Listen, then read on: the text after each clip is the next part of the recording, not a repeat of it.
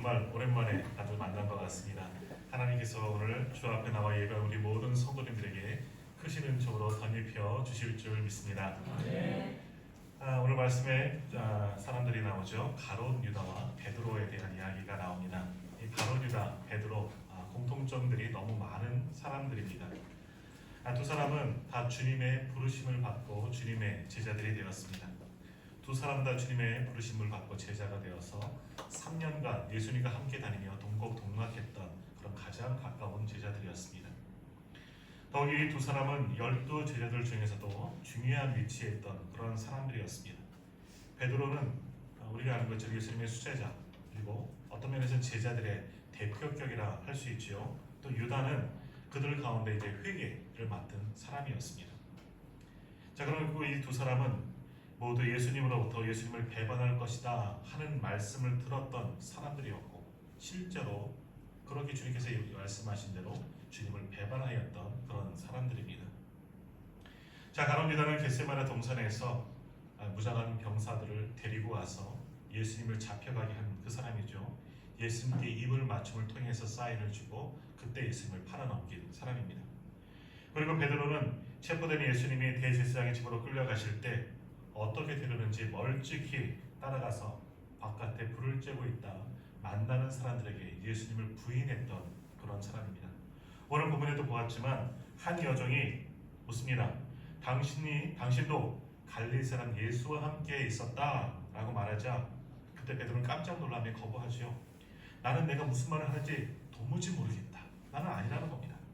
그러면서 슬그머니 문 쪽으로 걸어가는데 또 다른 여종이 묻습니다. 이 사람은 나사렛 예수와 함께 있던 자요. 이번에 베드로는 맹세까지 하면서 이야기합니다. 나는 그 사람을 알지 못합니다 하고 또다시 부인합니다. 조금의 곁에 섰던 사람이 다가서 또다시 말합니다. 당신은 틀림없이 예수 도당이야. 당신의 말투가 갈릴리 말투 아니야. 그러자 그때 베드로는 저주하며 맹세하여 말합니다.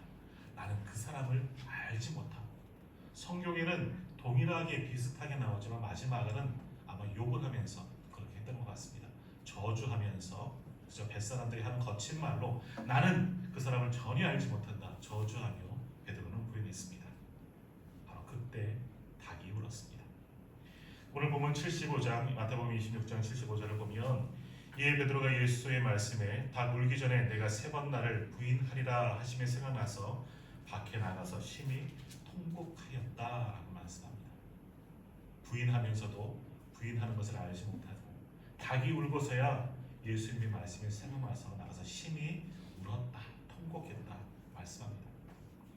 이처럼 베드로 그리고 가룟 유다 그들의 결과 마지막 모습은 틀리지만 그들의 어떤 면은 서로 비슷한 면이 참 많이 있습니다. 예수님을 만난 것도 비슷했고 또한 예수님을 배신한 것도 비슷했습니다. 그리고 배신하고 나서 괴로워하며 슬퍼한 것도 어떤 면에서는 무척이나 비슷했습니다. 자, 더욱이 베드로는 예수님과 제자들 앞에서 큰 소리를 쳤습니다. 다른 사람이 다 주님을 버릴지라도 나는 절대로 주님을 버리지 않겠습니다. 죽을지언정 나는 주님을 배신하지 않겠습니다. 당당하게 외쳤던 그런 제자였습니다. 그러나 그렇게 큰 소리 쳐놓고 나는 그를 모르고 나는 그를 본 적이 없어. 나는 그 사람과 같이 쓴 적이 없어 하며 3번이나 부인했던 베드로였습니다. 자기가 한 말들이 훗날 얼마 생각했을 때 얼마나 수치스럽고 얼마나 부끄러웠겠습니까? 또 닭이 울었을 때 예수님께서 말씀하셨던 그 말씀 기억하면서 얼마나 미안하고 죄송스러워서 어둠 속으로 달려가서 그렇게 울었겠습니까? 자, 가룟 유다도 마찬가지입니다. 다음 장이죠. 마태복음 27장 3절 이하에 보면 이런 말씀이 있습니다. 그때 예수를 판 유다가 그의 정죄됨을 보고 스스로 뉘우쳐 그 은 30을 대제사장들과 장로들에게 도로 갖다 주며 이르되 내가 무죄한 피를 팔고 죄를 범하였도다 하니 그들이 이르되 그것이 우리에게 무슨 상관이냐 내가 당하라 하거늘 유다가 은을 성수에 던져놓고 물러가서 스스로 목매어 죽었다라고 말씀하고 있습니다. 베드로와 가룟 유다 똑같이 예수님을 배반했습니다. 부인했습니다. 배신했습니다. 가룟 유다는 입맞춤을 하면서까지 예수님을 배신하고 팔아넘긴 제자입니다.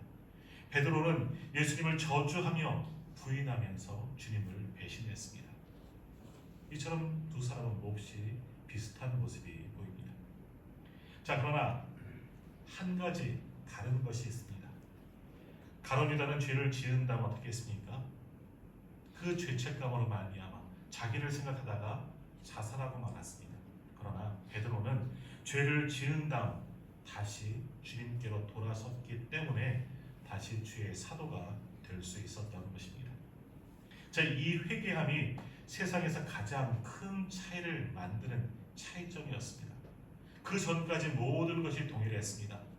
예수님께 부름받고 제자가 되고 배신하는 과정까지는 똑같았지만, 그러나 그 배신한 이후의 모습들, 가룟 유다는 자기 자신을 생각하고 자살했고, 베드로는 그러나 거기서 회개하고 주님께 돌아와서 다시금 쓰임받는 제자가 되었다는 것입니다. 자, 지금 이 두 사람은 누구에게로 향했습니까? 예수님을 배반한 유다는 자기가 한 일을 생각하며 스스로 번민하다가 목매어 자살을 했습니다. 그러나 예수님을 부인한 베드로는 하나님을 향하여 울부짖으며 자기의 죄를 회개하며 용서함을 받았습니다. 자기 자신만 생각한 유다는 결국 죽음에 이르렀고, 하나님을 바라본 베드로는 생명을 얻었습니다. 자신을 바라본 유다는 패배하고 지옥에 떨어졌고, 하나님을 바라본 베드로는 승리하고 천국으로 옮겨지게 되었습니다. 자, 오늘 우리는 지금 누구에게로 향하고 있습니까? 지금 우리가 향하고 있는 것에 따라 우리의 삶이 바꾸어질 수가 있다는 것을 기억하시기를 바랍니다. 지금 우리는 누구에게로 향하고 있습니까? 자, 우리 중에 어떤 분들은 삶의 위기를 만나고 고난의 순간이 만났을 때 도움을 얻기 위해서 사람들을 찾지요. 부모님들을 찾거나 주변의 지인들을 찾고 나를 도와줄 만한 동료나 친구들을 찾을 때가 참 많이 있습니다. 그들에게 가서 조언을 구하고 실제로 필요한 것들을 얻게 됩니다. 또는 질병 때문에 의사를 찾기도 하고 영적으로 또 마음적으로 부담이 있을 때는 목회자를 찾아 상담을 할지도 모릅니다. 무언가 내게 고난이 생기면, 어려움이 생기면 내게 유익을 주는 사람들, 조언을 해주는 사람들을 찾고 그들에게 가서 도움을 요청하게 됩니다. 이렇게 하는 거 물론 나쁜 일은 아닙니다. 자, 우리가 도움을 받기 위해서 누구의 조언을 구하든지, 또 궁극적으로 우리는 위기의 시간에 주님을 향해 나아가든지, 아니면 파괴적인 길을 걸어가든지 낙담하든지 이런 것 중에 하나일 것입니다. 자, 그때 히브리서 4장 14절에서 16절에서는 우리에게 이렇게 말씀하고 있습니다. 그러므로 우리에게 큰 대제사장이 계시니 승천하시니 곧 하나님의 아들 예수시라. 우리가 믿는 도리를 굳게 잡을지어다. 우리에게 있는 대제사장은 우리의 연약함을 동정하지 못하실 리가 아니요 모든 일에 우리와 똑같이 시험을 받으신 이로되 죄는 없으시니라. 그러므로 우리는 긍휼하심을 받고 때를 따라 돕는 은혜를 얻기 위하여 은혜의 보좌 앞에 담대히 나아갈 것이니라. 아멘. 우리가 가장 어려운 순간에 우리는 어디로 향해야 하겠습니까? 은혜의 보좌 앞으로, 하나님 앞으로 나올 수 있는 우리 성도님들이 다 되시기를 축복합니다. 우리 주님은 우리의 모든 연약함을 다 알고 계시고 이해하십니다. 우리 그리스도는 우리를 동정하시고 그래서 우리에게 자비를 베푸시는 분이십니다. 그리고 히브리서 기자가 말씀하신 대로 우리는 죄와 절망과 패배와 혼란의 때에 가장 극심한 고통과 어려운 순간에 우리에게 은혜 베풀어 주시고 우리에게 자비를 부어 주시는, 우리를 도와주시는 그리스도 앞에 은혜의 보좌 앞으로 달려나가야 할 줄로 믿습니다. 가룟 유다와 베드로 다른 것은 무엇입니까? 가룟 유다는 죄를 지은 후에 자신을 생각하고 스스로 낙담하고 번민하다가 자살하고 말았습니다. 그러나 똑같은 그런 배신과 낙담한 그 순간에 베드로는 주님께 나았다는 사실입니다. 주님께로 향했을 때, 주님께로 돌아왔을 때 그런 회개가 용서함을 받고 그리고 회복되어지는 은혜를 얻게 되었습니다. 둘째로 가룟 유다와 베드로가 다른 것은 가룟 유다는 죄를 짓고 후회만 했고 베드로는 후회만이 아니라 회개를 했다는 것입니다. 가룟 유다는 예수님이 끌려가셔서 고난받으시고 재판받으시는 것을 볼 때 자신의 양심에 큰 가책을 받았습니다. 예수님이 죄인으로 정죄되는 것을 볼 때 그는 자신의 행위를 뉘우치면서 자기가 예수를 팔고 받았던 그 은 30을 도로 성소에 던지고 감당할 수가 없어서 스스로 목매어 죽어버리고 말았습니다. 가룟 유다는 극심한 죄책감에 사로잡혀서 이렇게 자살까지 하게 되는 것입니다. 엄청난 후회는 있었지만 그러나 그것이 끝이었습니다. 후회하고 그 다음과 진행되지 못했죠. 다시 말하면 회개까지 나아가지 못했다는 사실입니다. 자, 우리가 주님과의 관계를 시작하거나 유지하지 못하도록 사단이 우리를 사용하는 도구 중에 하나가 뭐냐 하면 바로 이러한 죄책감입니다. 너는 끊임없이 죄인이야, 또다시 죄를 졌네. 우리에게 죄책감을 주게 만든다는 겁니다. 결국 그 죄책감에 못 견뎌서 방황하다 보면 오늘 가룟 유다처럼 목매다가 죽을 지경까지 이를 수도 있다는 것을 기억하시길 바랍니다. 결국 가룟 유다도 그런 죄책감에 빠져 시달리다가 스스로 목을 걸어매는 그런 죄책감에 매달려 죽게 되었다는 것이죠. 우리는 잘못한 일에 대한 죄책감을 가질 뿐만이 아니라 우리의 실패를 극복할 수 있도록 도와주시는 분에게로 향해야 한다라는 겁니다. 주님의 십자가 앞에서 우리의 모든 죄를 자복하고 고백하고 또 예수님이 나의 주님이시다, 나의 구주이시다, 그래서 나의 모든 것을 주님께 맡길 때 주님은 우리를 용서하시는 분이시라는 것을 깨닫고 이 모습 이대로 주님 앞에 나와 회개하며 용서를 구해야 합니다. 그럴 때 주님께서 우리의 모든 죄를 용서하여 주실 줄 믿습니다. 똑같이 우리도 죄책감에 시달리지만 그 죄책감을 가지고 혼자 번민하며 고민하는 것이 아니라 이 죄책감을 가지고 하나님께 나와 주님께 맡기며 간구하십시오. 그럴 때 주님께서 우리의 기도를 들으시고 그 눈물의 기도를 들으시며 우리를 용서하여 주실 줄 믿습니다. 자, 우리도 과거 우리의 모습 한번 돌아보면 때때로 우리도 후회할 일들이 분명히 있습니다.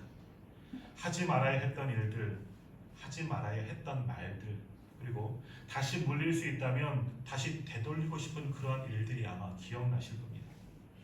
다시 시작하면, 다시 그때로 돌아가면 그러지 않고 더 잘했을 것이다, 그렇게 생각되어지는 일들이 있습니다. 예를 들면 사랑하는 사람들에게, 우리 이웃들에게, 주변 사람들에게 정말 차가운 반응을 보였던 일들, 그들에게 모진 말을 하고 그들에게 화를 냈던 일들 후회하게 됩니다. 학창시절 시험을 볼 때 부정한 행위를 한 일도 아마 있을 겁니다.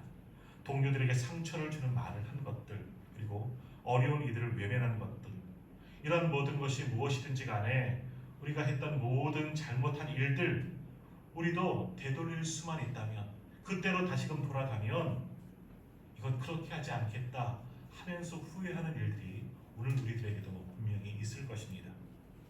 자, 베드로 역시 가장 후회하는 일들이 있습니다. 다시 되돌리고 싶은 일들이 있습니다. 바로 예수님을 3번이나 부인한 일입니다. 예수님이 내가 닭 울기 전에 오늘 내가 3번 나를 부인하리라 말씀하실 때에 베드로는 자기가 그런 일을 하리라 전혀 생각하지 않았습니다. 그러나 그런 일이 실제로 일어났고 주님의 예언하신 말씀대로 자신이 3번이나 정말 부인하고 말았습니다. 그 일, 그렇게 주님을 부인하며 배반한 일, 베드로의 생애 가운데서 가장 부끄럽고 후회스러운 일이었을 겁니다. 아마 돌이켰으면, 그 시대로 돌아갔으면 하는 마음이 베드로에게도 있었을 것입니다. 그러나 베드로는 이렇게 후회하는 것으로 그치지 않았다는 겁니다. 베드로는 닭 우는 소리를 듣고 밖에 나가서 심히 통곡했습니다. 오늘 본문에는 그렇게 기록되어 있지만 그저 눈물만 흘리며 후회만 하지 않았다는 사실을 우리가 이 말씀 속에서 볼 수 있습니다. 바로 눈물을 흘리며 통곡하며 그런 회개하며 하나님께 용서를 구했다는 것입니다.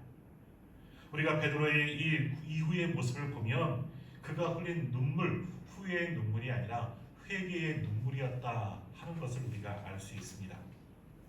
베드로는 자신에게 일어났던 모든 일들 스스로 후회하며 뉘우치며 자신에게 또한 화를 바라며 그리고 하나님 앞에 엎드려 자복하며 회개의 눈물, 통회의 눈물을 흘렸던 것입니다. 자, 이러한 베드로의 눈물이 회개의 눈물이었다는 것을, 통회하는 참회의 눈물이었다는 것을 우리가 어떻게 알 수 있겠습니까? 훗날 나중에 부활하신 예수님께서 다시 베드로에게 찾아오신 것을 통해서 알 수 있습니다. 마가복음 16장 7절에 보면 부활하신 예수님은 베드로에게 가서 이렇게 말씀하십니다. 가서 그의 제자들과 베드로에게 이르기를 예수께서 너희보다 먼저 갈릴리로 가시나니 전에 너희에게 말씀하신 대로 너희가 거기서 배우리라 하라 라고 말씀하셨습니다. 베드로는 예수님이 부활하셨다는 소식을 듣고 무덤으로 달려가서 그 부활하셨음을 가장 먼저 목격한 첫 번째 사람이라 할 수 있습니다.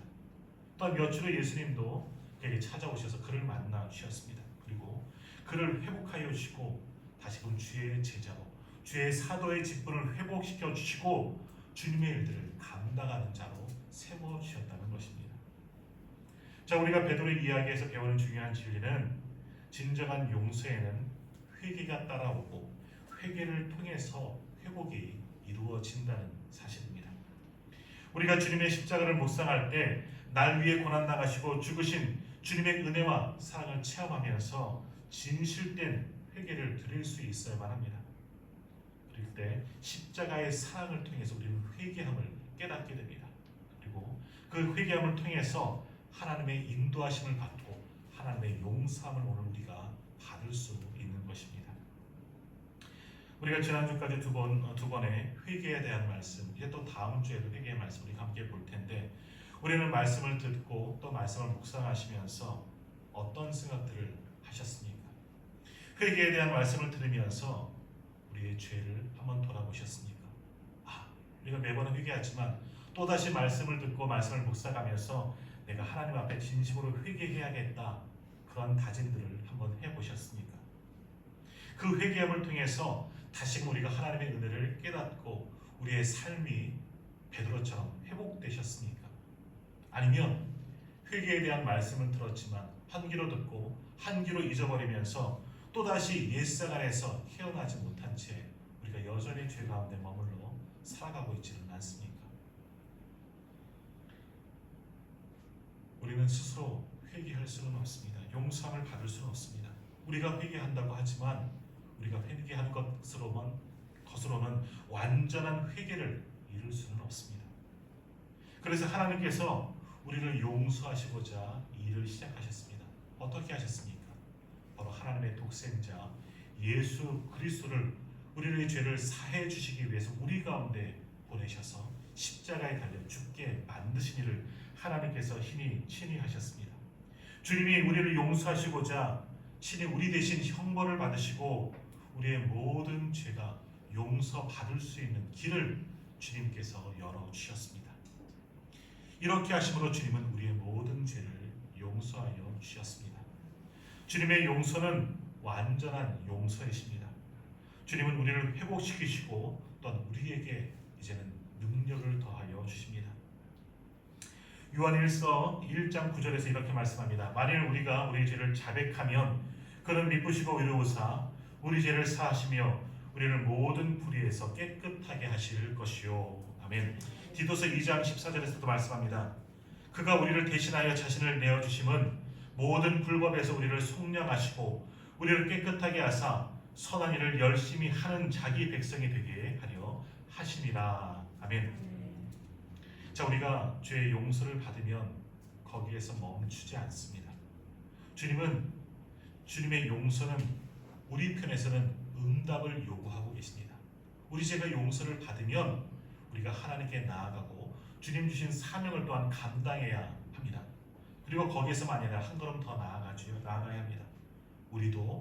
우리가 하나님께서 우리를 용서하신 것처럼 우리도 우리에게 잘못한 모든 이들을 용서할 수 있어야만 하는 것입니다. 그래서 마태복음 6장 14절에서 말씀합니다.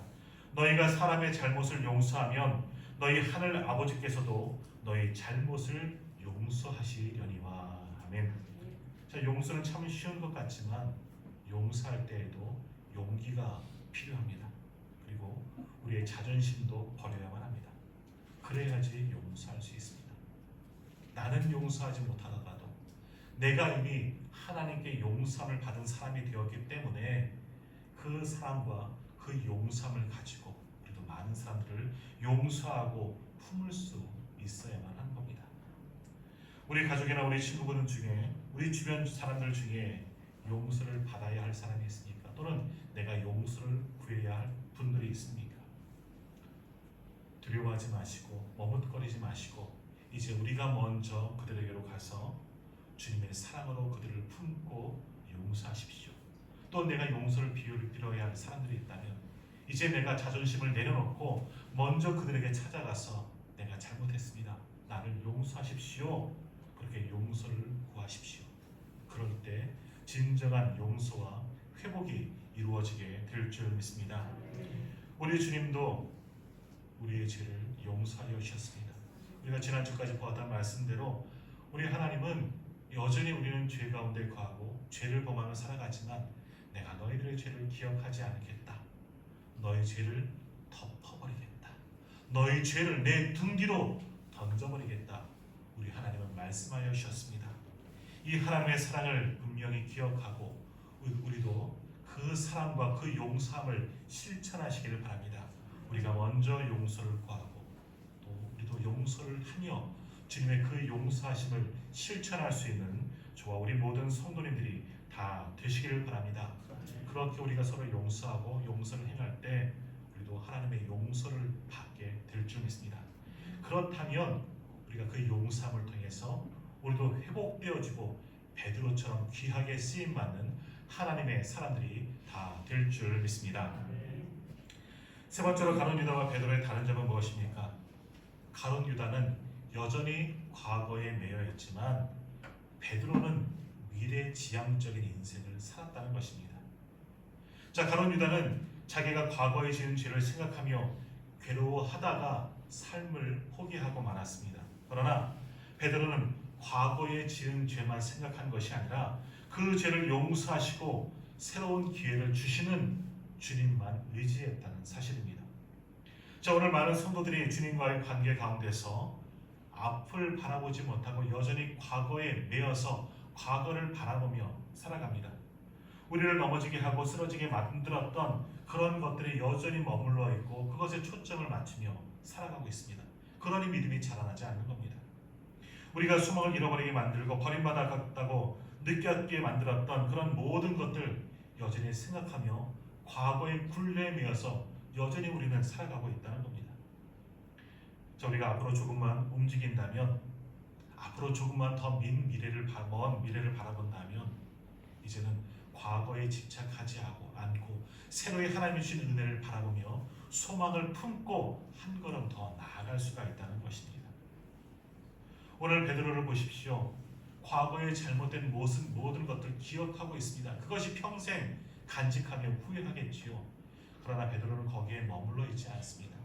다시금 하나님께로 나아갔고 하나님께서 주시고 예수님의 용서하심을 받고 주님께서 주신 사명을 붙들고 또다시 미래를 향해서 나아가게 되었다는 겁니다. 그럼을 통하여서 주님께 부르심을 받고 주님께서 또 다른 사명을 주시고 이전보다도 더 귀하게 쓰임받는 그런 사도의 직분을 베드로가 감당할 수 있었다는 겁니다. 자, 그러므로 오늘 우리도 이제 과거의 모든 모습들, 더욱이 우리의 모든 잘못된 것 주님께 회개하며 용서를 구해야 합니다. 내 모습들 주님께 인정하고 말씀드리십시오. 저는 지난날 주님 앞에 죄를 지었습니다. 또 지금도 여전히 부끄러운 죄의 모습 가운데 살아가고 있습니다. 주님 저를 용서하여 주십시오. 그러면 주님께서 뭐라 말씀하시겠습니까? 알고 있다. 내가 이미 다 안다. 그러면서 뭐라고 말씀하시겠습니까? 그러나 나는 너희 죄를 다 잊었다. 일어나라. 이제 우리가 함께 가자. 내가 너에게 사명을 맡기겠다. 주님 우리에게 그렇게 말씀하시지 않겠습니까? 자, 우리가 넘어졌기 때문에 죄를 범했기 때문에 죄인이 되고 실패자가 되는 것이 아닙니다. 실패자는 다시 일어서는 것을 거부하는 사람이 실패자입니다. 우리가 죄인의 모습을 가지고 여전히 죄책감에 머물고 후회하며 그 죄책감에 시달린다면, 여전히 과거에 집착한다면 우리는 앞으로 나아갈 수가 없다는 겁니다. 주님은 이렇게 죄인인 우리들을 여전히 사랑하십니다. 이 모습 그대로를 여전히 사랑하여 주시고 우리가 그러나 그 죄를 거듭나고 씻어버리고 용서함을 받고 일어나기를 우리 주님은 원하시고 계신 줄 믿습니다. 그러므로 주님은 오늘 우리가 일어나서 주와 복음의 사명을 붙들고 주를 위해서 다시 일어나 나아가기를 지금 원하고 계십니다. 그러므로 오늘 우리가 베드로처럼 일어나서 주님께서 주신 그 사명을 기억하고 주와 복음을 위해서 한 걸음 한 걸음 나아갈 수 있는 저와 우리 모든 성도님들이 다 되시기를 간절히 소망합니다. 오늘 베드로는 미래를 바라보기 때문에 과거의 죄는 이제 회개하고 용서를 받았기 때문에 주님께서 다시 주신 그 사명, 내 양을 먹이라 하신 이 사명을 붙잡고 한 걸음 한 걸음 그 사명을 가지고 나아가자. 하나님께서 귀하게 쓰임받는 귀한 지도자가 되었습니다. 이제 오늘 주님께서 예배하는 우리들에게도 베드로에게 내미셨던 그 손길을 오늘 우리들에게도 내밀고 계십니다. 그리고 우리를 용서하시고 우리도 사명자로 주의 사역자로 오늘 지금 부르고 계십니다. 오늘 주저하지 마십시오. 과거에 우리가 죄 가운데 거했더라도 이제 다시금 그 죄를 회개하며 주님 주신 사명을 붙잡고 일어나 주와 복음을 위해서 함께 달려나갈 수 있는 저와 우리 모든 성도님들이 다 되시기를 간절히 소망합니다. 우리 교회와 우리 모든 성도들이 하나님 앞에 진실한 회개함을 통해서 하나님이 주시는 그런 영육 간의 회복을 다시 한번 경험하시고 이 땅 가운데 주의 복음을 위해서 또한 그리스도의 선한 영향력을 끼칠 수 있는 하나님의 귀한 일꾼들이 다 되시기를 주님의 이름으로 축원합니다.